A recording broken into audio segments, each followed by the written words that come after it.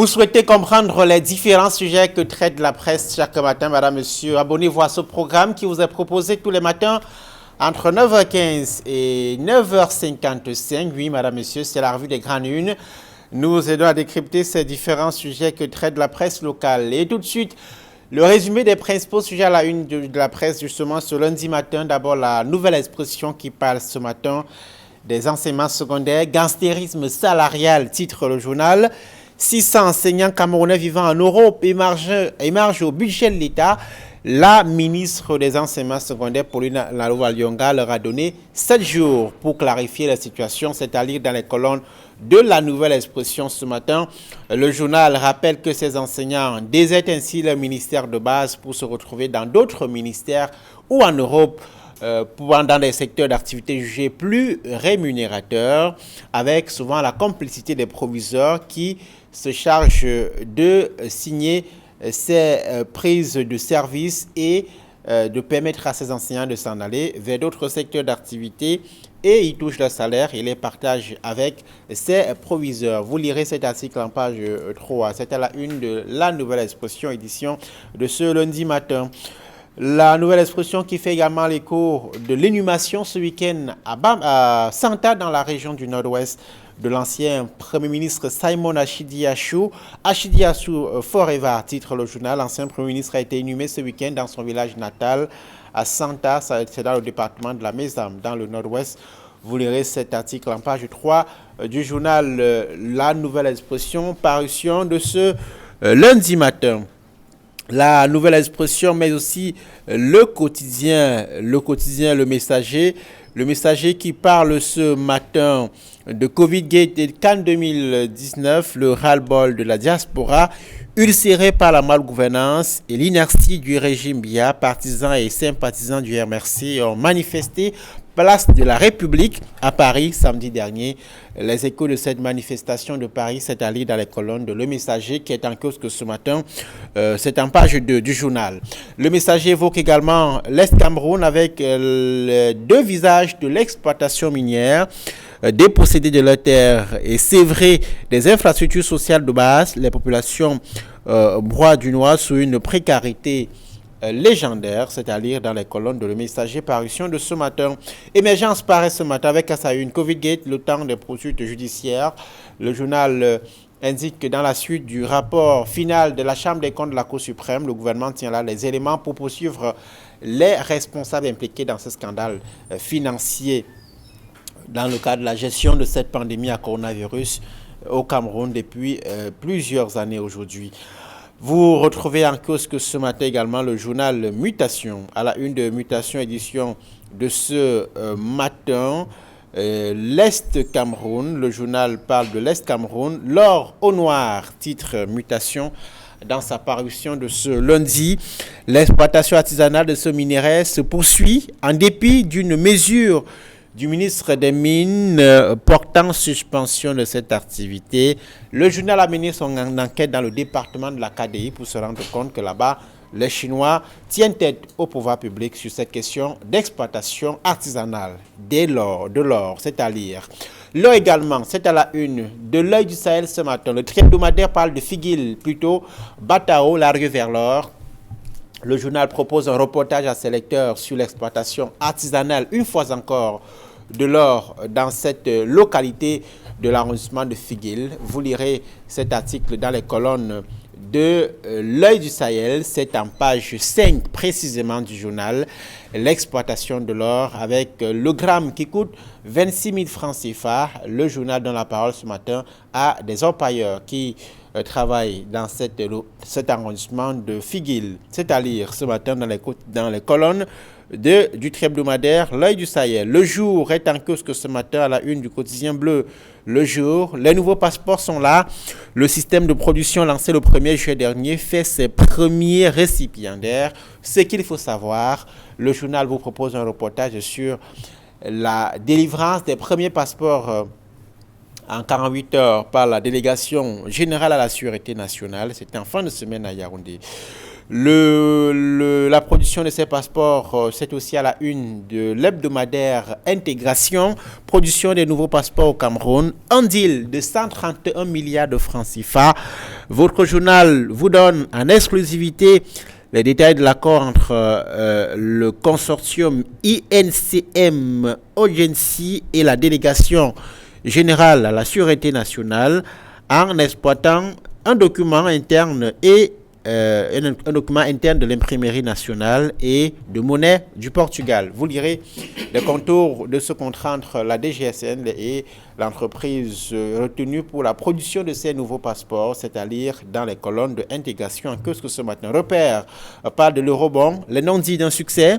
Avec brio, le Cameroun vient de lever 450 milliards de francs CFA à des conditions plus avantageuses qu'en 2015, mais l'implication du FMI dans l'opération met un bémol à l'enthousiasme observé. C'est Ali, en page 3 de Repère, qui est en kiosque ce matin. Voilà, madame, messieurs, quelques-unes de ce lundi matin en kiosque. Retour en plateau avec nos invités pour décrypter ces différents sujets qui meublent la presse ce matin. Nous recevons comme tous les lundis. D'abord, Thierry Niopé. Thierry, bonjour, bienvenue. Bonjour, merci, c'est un plaisir d'être là. Je salue les téléspectateurs que je retrouve avec beaucoup de plaisir ce matin, quelque peu essoufflé à cause des embouteillages. Mais l'essentiel étant, je suis là et j'espère que nous allons parler certainement des choses qui font bouger le pays. Absolument. À votre côté, évidemment, ce matin, à vos côtés ce matin, évidemment, Bernard Batanda, comme tous les lundis. Bernard, bon début de semaine, bienvenue. Bonjour, Donald Brist. Bonjour, Thierry. Good morning, Kumbo. Good morning, Kumba. C'est un plaisir d'être là pour parler des choses de la cité. Merci d'être avec nous, chers confrères. Nous ouvrons comme tous les matins par la nouvelle expression qui parle ce matin des enseignements secondaires. Gangstérisme salarial, pointe le journal ce matin. 600 enseignants camerounais vivant en Europe et marchent au budget de l'État. La ministre des enseignements secondaires, Pauline Alovalionga, leur a donné 7 jours pour clarifier leur situation. Bernard, c'est un pari qui peut être gagné, celui du retour de ces enseignants à leur poste de travail. Alors, au-delà du pari, il faut dire que c'est un rituel. C'est un rituel chez les fonctionnaires au Cameroun qui ne cherchent que le matricule. Une fois le matricule reçu, ils prennent la poudre d'escampette. Et l'enseignement secondaire n'est qu'un cas d'école. Un cas d'école, dans tous les services, on va trouver des déserteurs qui continuent à émarger dans les caisses de l'État. Ici, le ministre parle de 600 enseignants qui ont déserté. Vous pouvez imaginer le manque à gagner que l'on a dans les caisses de l'État. Parce qu'ils continuent à émarger, bien que ne donnant pas le service pour lequel on les paye. Je pense qu'au-delà du ministre des enseignements secondaires, il faut que cette histoire soit prise en compte au plus haut niveau de l'État. Parce qu'on ne peut pas comprendre qu'au moment où le Cameroun traverse une situation délicate, une situation financière délicate, un marasme économique, que les gens s'amusent à émarger de façon indue dans les caisses de l'État. Je pense que c'est un sujet très important qu'il faut prendre en compte. Maintenant, est-ce qu'elle va réussir en 7 jours? C'est impossible. Ce d'autant plus que, on a dit dans le papier, il y en a même qui ne sont pas au Cameroun.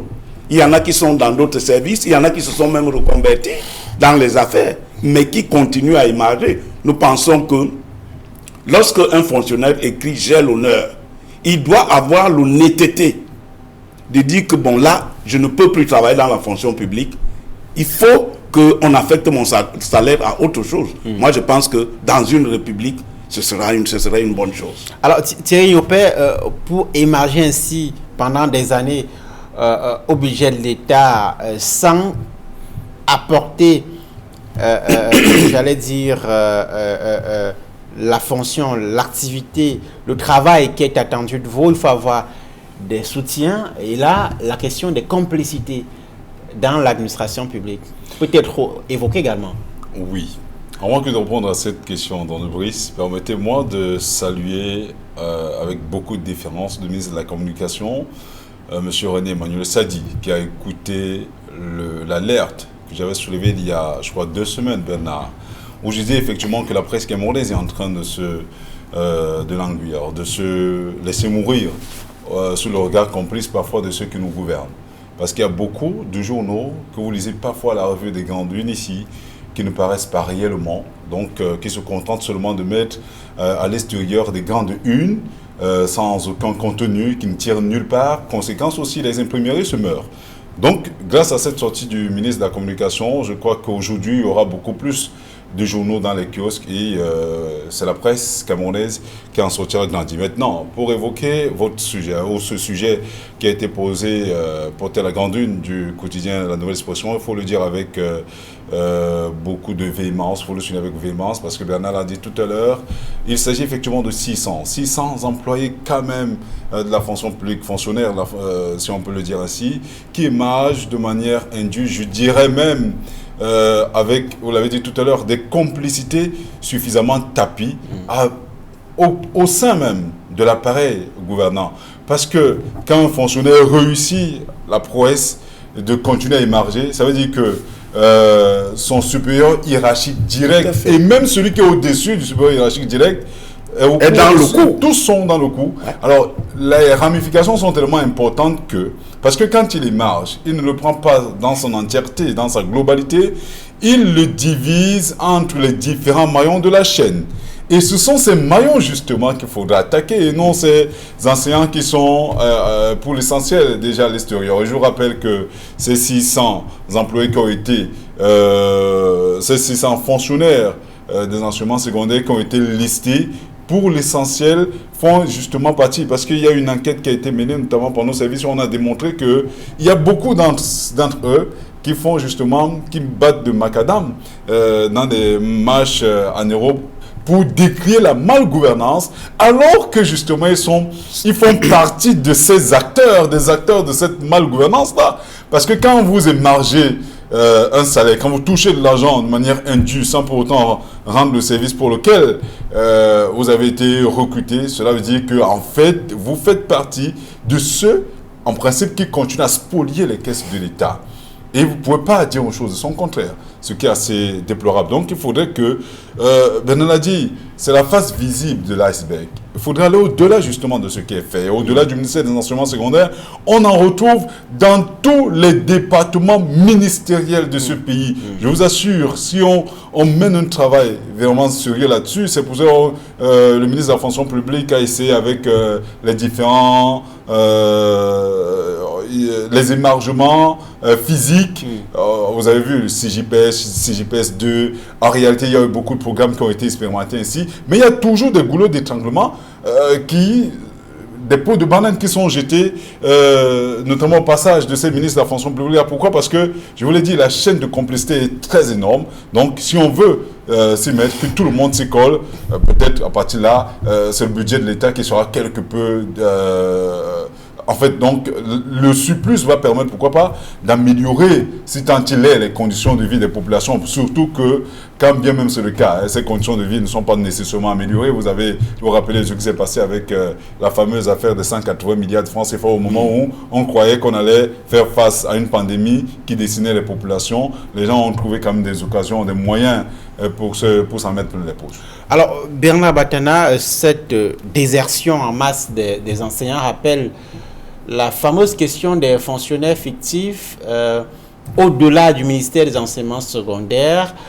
Le ministre des Finances, Louis Paul Motazé, a engagé depuis quelques années le comptage physique du personnel d'État.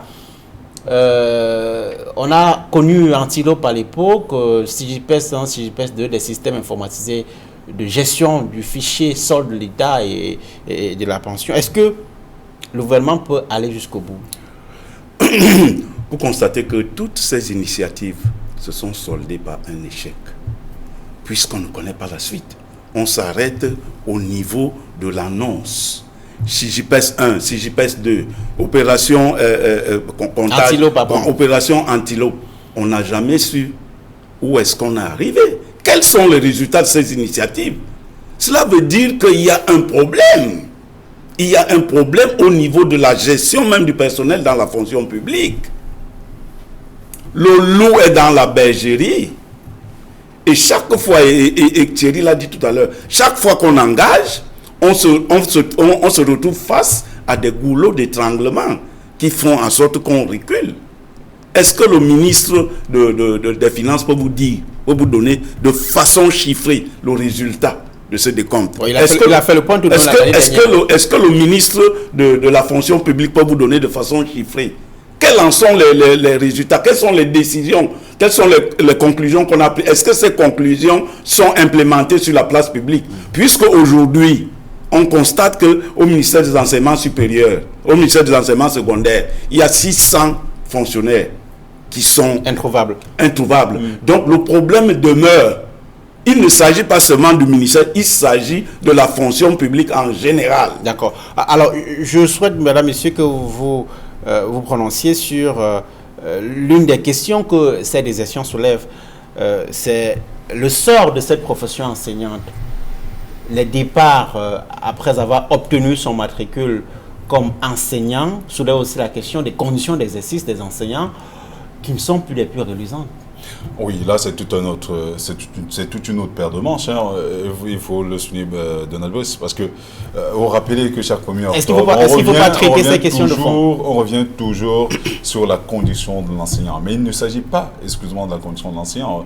On l'a toujours déploré parce que si nous sommes ce que nous sommes aujourd'hui, c'est grâce à ces enseignants-là, qu'ils soient de la maternelle, du primaire ou du secondaire ou même du supérieur. C'est grâce à ces enseignants que nous sommes là pour assurer la relève de ce pays. Donc il mérite, comme dans d'autres cieux, des conditions quand même idoines pour leur permettre de mener à bien cette activité. Imaginez aujourd'hui, de plus en plus, et c'est fréquent dans des établissements scolaires, où des enfants narguent carrément leurs encadreurs parce qu'ils vivent dans des conditions mieux nanties que les leurs et parfois se permettent même d'offrir des petites gratifications, des petits cadeaux à ces enseignants contre parfois certaines faveurs accordées en classe. Ce sont des choses en principe qu'on devrait décrier, mais cela ne signifie pas. En fait, ce n'est pas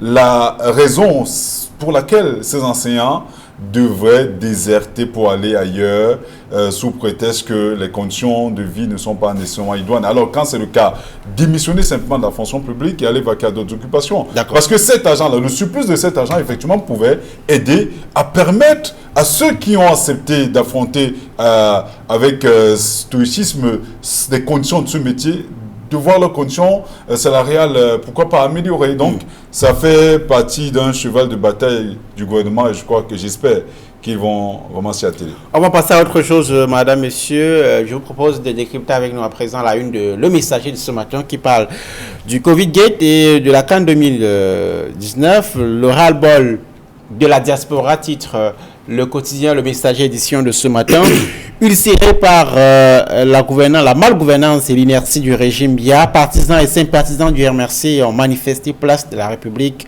à Paris samedi dernier. Bernard Batana, ce ras-le-bol, à quoi est-ce qu'il peut aboutir? Alors, il faut dire que sur la place de la République samedi dernier, nous avons il y a un de nos envoyés spéciaux qui était là, en la personne de Hugues Semo pour Camerbi. Il a fait un reportage et dans lequel on peut lire que les associations de la diaspora camerounaise se sont retrouvées pour décrier un certain nombre de mots qu'on vit tous les jours, notamment la situation de la crise dans le nord-ouest et le sud-ouest, notamment l'affaire de Covid-Gate, notamment l'alternance au pouvoir à Yaoundé, notamment, entre autres, il y a eu un certain nombre d'acteurs politiques. Il y a eu des artistes bien connus. Il y a même eu parmi les marcheurs un journaliste, un ancien journaliste de la CRTV.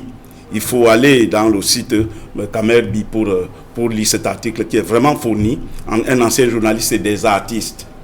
Mais pour la première fois, il y a eu dans la manifestation, parce que c'est ça la plus-value à la place de la République, Il y a eu des manifestations sur les pancartes, on pouvait lire Free Ambazonia. Voilà la plus-value dans cette manifestation.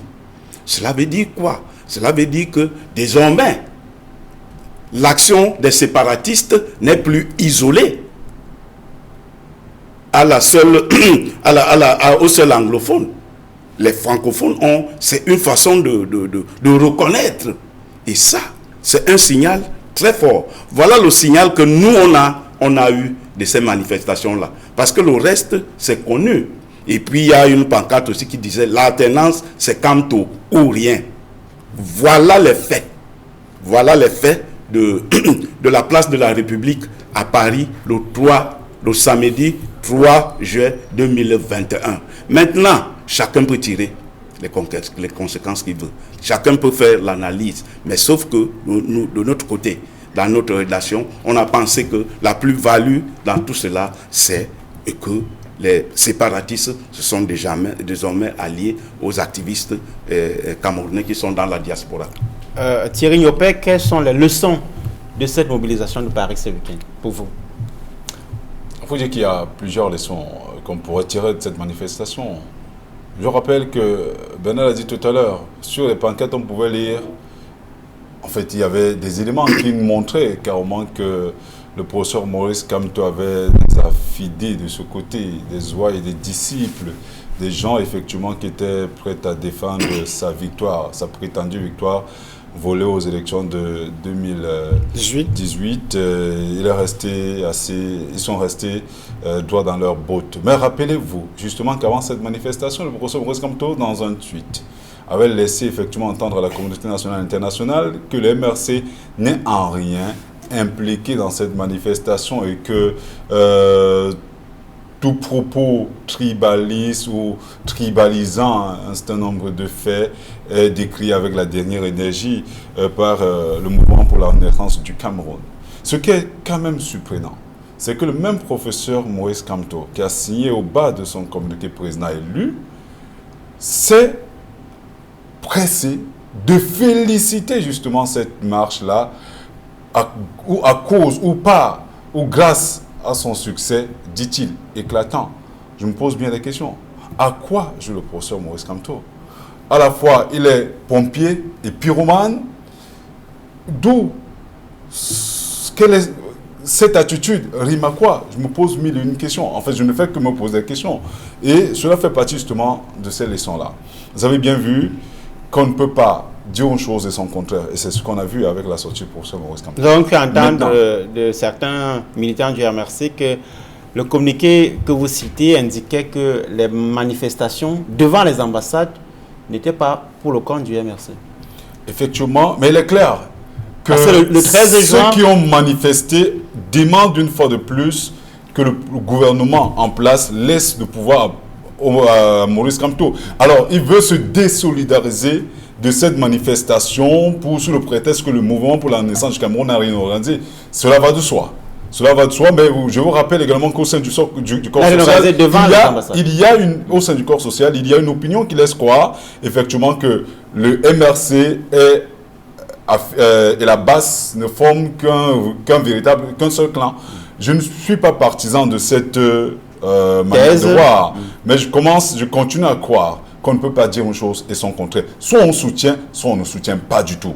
C'était pour ce qui est de la sortie du professeur Maurice Kamto. Maintenant, il est clair que la manifestation, même au Cameroun, on a toujours dit, c'est un droit inaliénable à chaque civilisation, à chaque population. Il est normal de revendiquer quand vos conditions de vie sont quelque peu menacées. Il est normal de demander que les choses bougent. Il est normal effectivement que les lignes bougent et que effectivement nos gouvernements prennent conscience de ce que la situation est assez grave et que les mesures idoines soient prises. Quand vous apprenez que 180 milliards de francs CFA sont allés par perte et profit, vous vous posez des questions.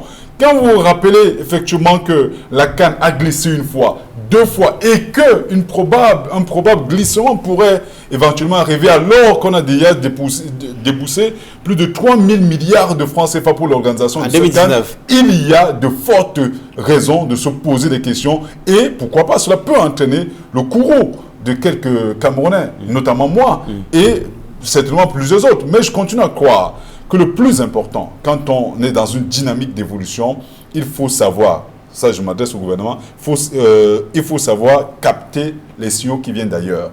C'est plus que jamais urgent. Et je vous rappelle qu'il y a également, peut-être on n'en parle pas beaucoup, le code sur la double nationalité. Le code de la nationalité, justement, qui a pris un gros coup de vieux. Il y a une commission qui a été mise en place là-dessus. Jusqu'à présent, on n'a pas de résultats. Cela fait quand même